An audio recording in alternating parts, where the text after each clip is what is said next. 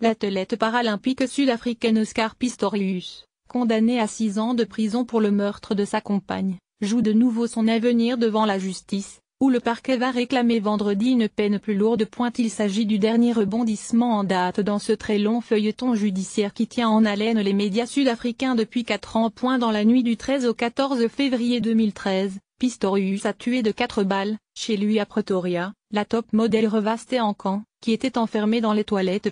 Il a toujours plaidé la méprise. Il pensait qu'un cambrioleur s'était introduit dans sa maison située dans un lotissement ultra sécurisé, typique des quartiers qu'au Sud-Afrique du Sud, pays à la criminalité endémique. En première instance, Pistorius a écopé de 5 ans de prison pour homicide involontaire.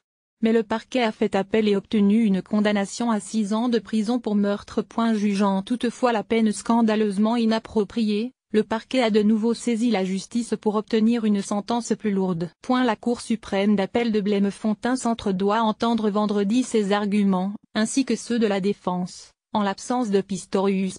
Elle devrait rendre son jugement à une date ultérieure.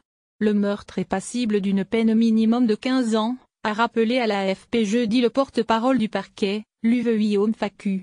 Certes, le tribunal a toute discrétion pour s'éloigner de la peine planchée en fonction de circonstances atténuantes, mais dans ce cas précis, nous estimons que le tribunal a été trop clément, a-t-il ajouté. Vulnérabilité lors du procès en appel en 2016, la défense avait joué la carte de l'émotion. L'ancien athlète, amputé enfant des 2 jambes, avait retiré ses prothèses et marché d'un pas hésitant, tête baissée, sur ses moignons, pour témoigner de sa vulnérabilité physique et tenter d'amadouer la magistrate. La stratégie s'était révélée payante. La juge Thokozile Masipa avait prononcé une peine de 6 ans.